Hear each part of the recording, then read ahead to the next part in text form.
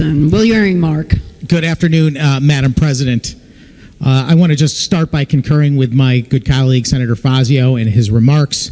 I think that he stated the case very eloquently, but I want to just step back a second and create some framework around this discussion.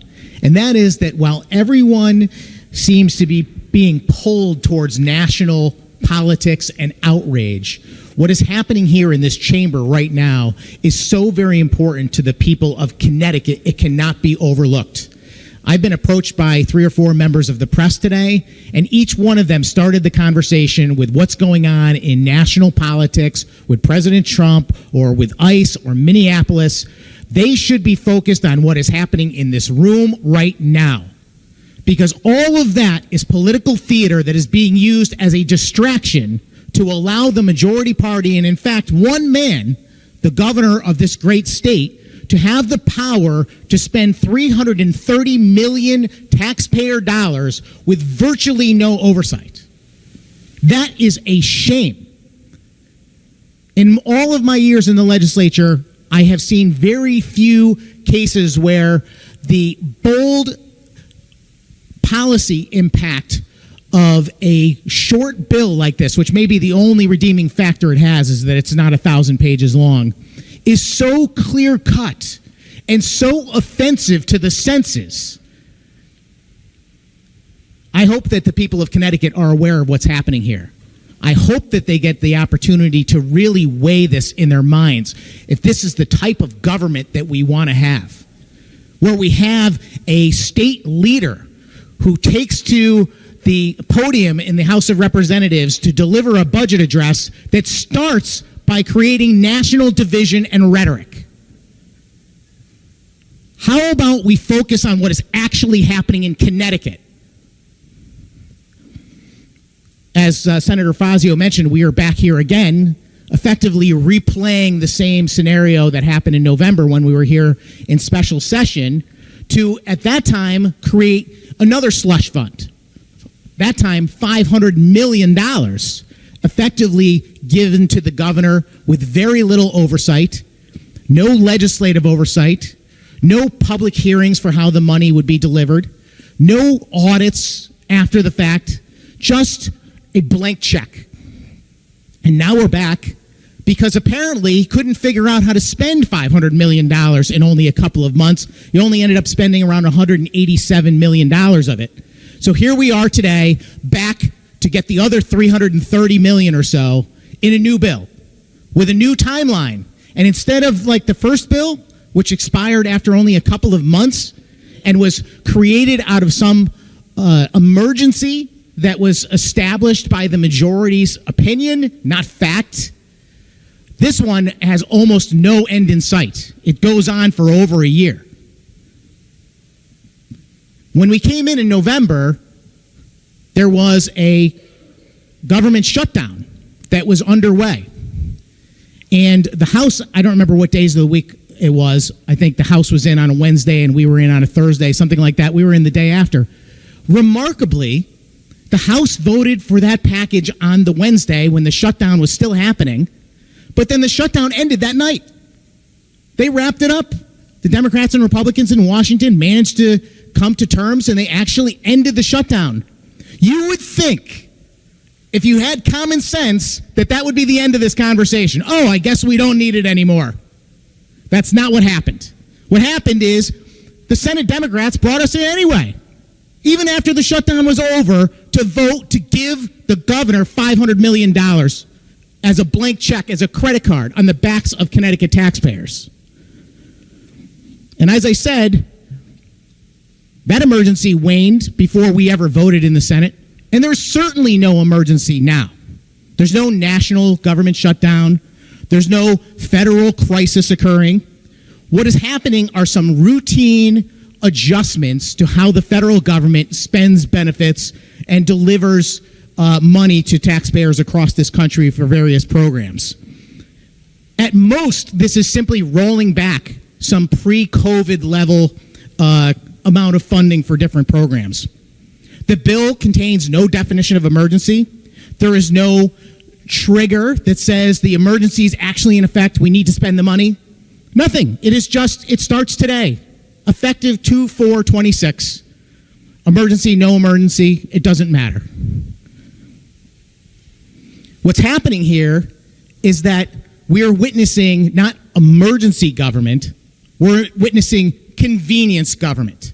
We are here because it's more convenient for the majority to come here with an emergency certified bill and grant themselves all kinds of power with taxpayer dollars rather than having to go through the legislative process. The legislative process would include committee meetings, public hearings, comment from the people of this Connecticut whose money we are spending. Nah. Apparently the majority doesn't think any of that's actually necessary. It's much more convenient to slap the emergency label on this bill and bring it in here and jam it down our throats in a couple of hours while simultaneously trying to distract everyone with national politics. The people of Connecticut need to pay attention. The press that is covering the news today needs to focus on this. This is not Minneapolis. This is whether or not the people that we live in our communities with, our neighbors, our relatives, our parents, our grandparents, whether or not they can afford to pay their bills. Because Connecticut, frankly, despite listening to the governor's speech about how everything is so rosy, it's not rosy. I have constituents that contact me virtually every day who have to make hard decisions about whether they're going to pay their electric bill or whether they're going to fix their gutters on their house or whether or not their furnace is going to work. It shouldn't be like that. It should not be like that. Federal responsibility in this particular case is being shifted to Connecticut residents. Connecticut taxpayers, frankly, already pay federal taxes for federal programs. And what's happening here is Connecticut taxpayers are going to be asked to be taxed again for the same thing because the federal government didn't deliver those benefits, so now supposedly it's now the state's responsibility. But we're going to actually charge the people of Connecticut twice for the same thing? Does that sound like good fiscal policy? I don't think so. This bill takes the power away not of just the lawmakers. There's 187 state lawmakers, 36 senators, 151 state representatives. We rightfully should get to vote on every policy that affects the residents of this state. That's why we have elections, folks. That's why we have representative government, which, in fact, in my view, is the thing that defines our country, representative government. That is all out the window.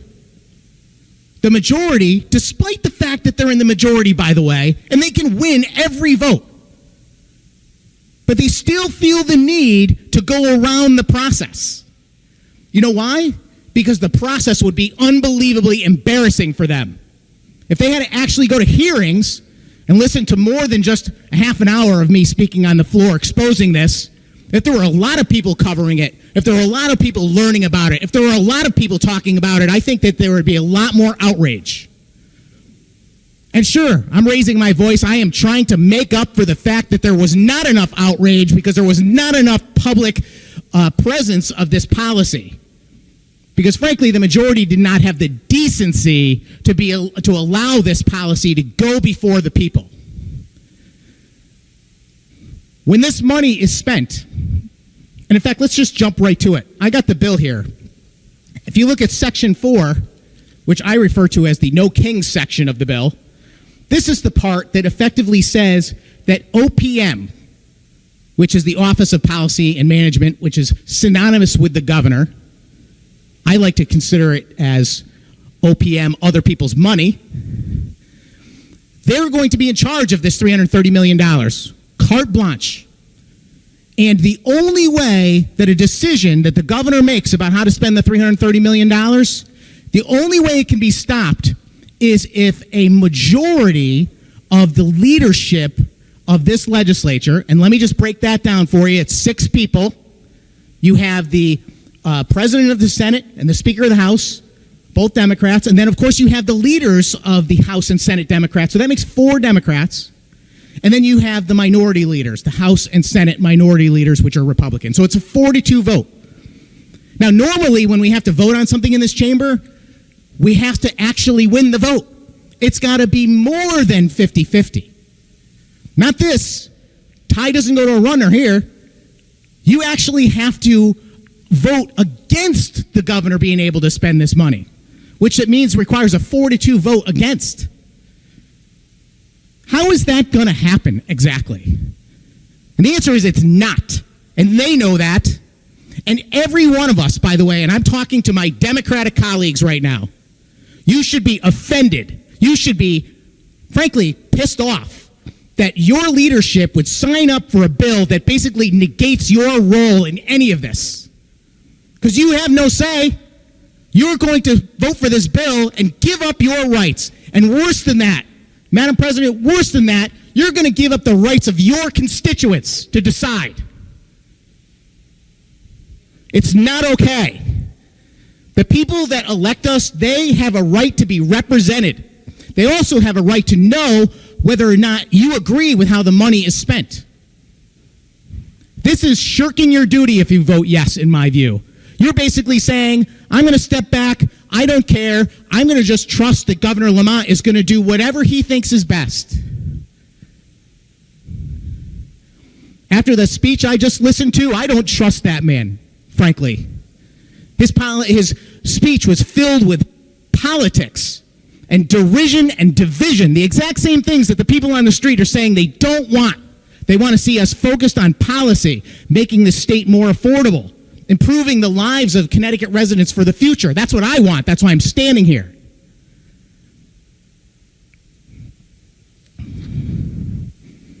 This is an unbelievably dangerous precedent, on top of 1,000 other dangerous precedents that are already happening, like the notion of emergency certification for bills. When you start to have this level of convenience, that there's actually no real emergency going on, there's nothing you can point to that's happening today that wasn't happening yesterday, etc. And you could just say, oh, it's an emergency, So therefore, we can just skip the whole legislative process and we can grant one man extraordinary power. It's absurd. If everything is an emergency, where's the accountability? What happens when we have a real emergency? This bill deletes 187 lawmakers from the process. Frankly, that's what it does. Let me just talk a little bit about the money itself. Why does the state have an extra $330 million or $500 million or whatever number is kicked around on a day-to-day basis? Why is that money sitting in our state government coffers? I'll tell you why. Overtaxation. It's there because the majority party has passed policies in the state to take too much tax money from the citizens.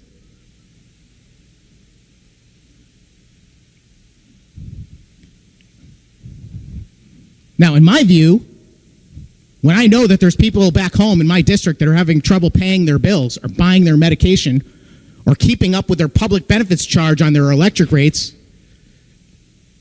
I would say give them back their money. It's theirs. I'm afraid that there are people in this room and in this building who forget whose money they're talking about. They think it's the state's money. It's the state's money, Senator.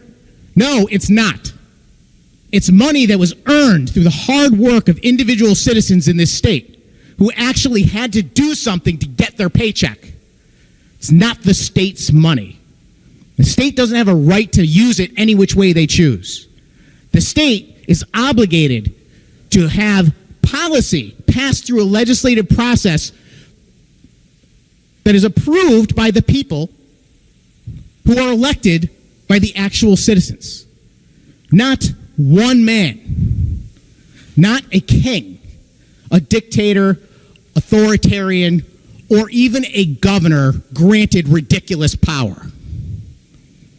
This bill is so broadly written, it shocks the senses. When we were here in November, I remarked about how the last bill wasn't about specific cuts. It's not like, oh, the federal government is going to cut this one little section of SNAP, we should make up for it. It wasn't even that. I could maybe even get around that. In fact, if we had a conversation about that, we could probably pass that in a bipartisan way. But that's not what happened. They just globally said, well, healthcare. Opening the door to have that money spent on all kinds of things that had nothing to do with what the federal government was doing as far as cuts. But you know something? That was not broad enough, apparently, for this majority. That was not broad enough, because what they've done now is they've come back and they said, we're going to use these terms, policy impacts. What is a policy impact? That is not a definitive policy decision. That is not a cut that you can identify. That's just a random broad term that opens the door for whatever you want. Referring once again to the bill, it says, for the purpose of responding to the policy impacts and mitigating any action or inaction. So if the federal government does something or doesn't do something, guess what? The governor can spend money.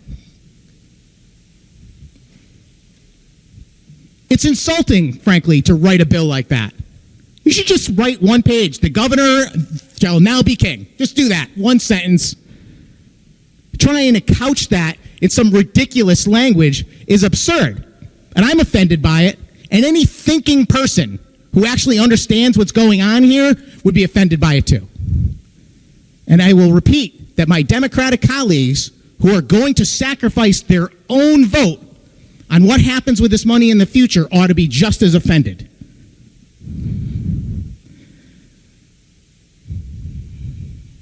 We're effectively outsourcing our constitutional powers to OPM.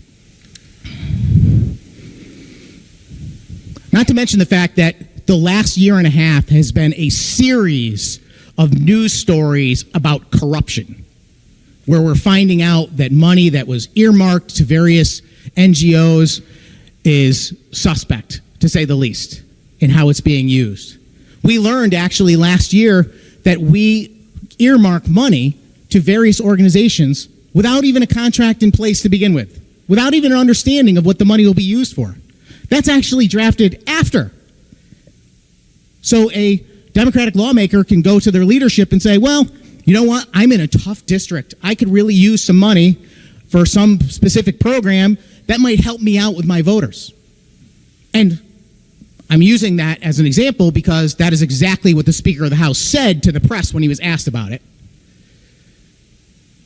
But the fact is that some of that money goes to organizations that we could not identify. We could not find them. We looked online. We looked with the Secretary of State. These are not registered businesses. And it's only after the fact the Judicial Department is tasked with the job of locating who the recipient is and then drafting some, frankly, half-ass one-page document about what the money is for. Again, no way to run a state government. No way to be responsible with the people you represent's money that they worked for. So I'm concerned. I'm concerned that this money, that the governor's going to have this authority to be able to hand out willy-nilly, and for whatever reason he deems is appropriate, much like the majority can deem any emergency anytime they want, I'm worried that that money's actually going to go to something of value. How do we know? How do we know? I could ask the good chairman of the Appropriations Committee a bunch of questions about this, but I don't need to. I already know the answers. Is there an audit process, madam? Nope, there's not. There's no audit. There's no nothing. Carte blanche, blank check, money goes, end of story. We're lucky if we get a report after that says one sentence about where millions of dollars go. It's unbelievable. What should happen instead is that if there are federal changes going on that truly affect the people of Connecticut in some way that we need to address it, then we should. But that would mean identifying the specific programs, identifying the real dollar losses, holding public hearings, allowing the minority to participate in the process of drafting the legislation and requiring the full legislature to actually vote on the substance. Before $1 gets spent in this state of the state's money, again, the taxpayers' money, the public deserves transparency and debate. With that, Madam President, I want to offer an amendment. Mr. Clerk, and you'll let us know what it is, and then Mr. Clerk will announce it. Thank you very much, Madam President. The clerk is in possession of LCO number 675. I ask that this amendment be called, and I be given leave of the chamber to summarize. Mr. Clerk. LCO number 675, Senate Amendment A. Senator Sampson.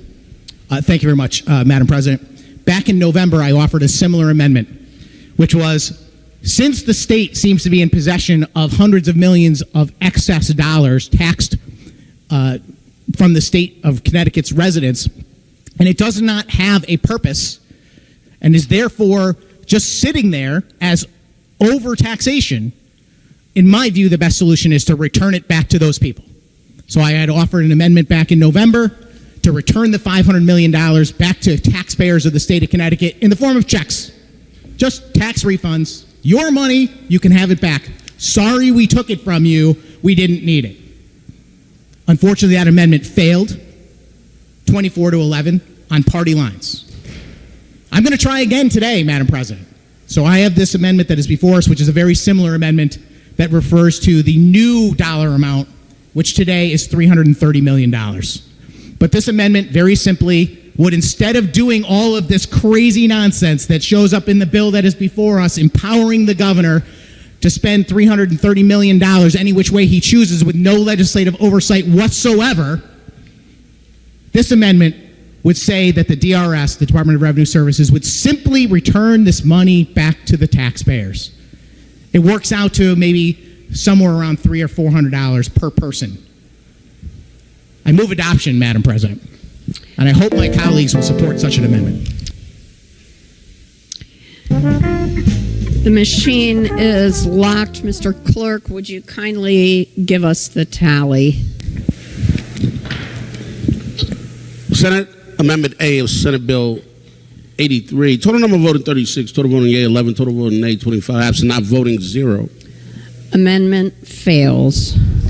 All right, we are back on the bill. Senator Sampson, will you remark? Thank you very much, Madam President. I'm rising to lament the failure of my most recent amendment, which I think was a very straightforward illustration of where we are as a state of Connecticut. The tally was 25-11, which is not surprising since that also happens to be the makeup of the legislature, 25 members of the Democrat majority, 11 members of the Republican minority.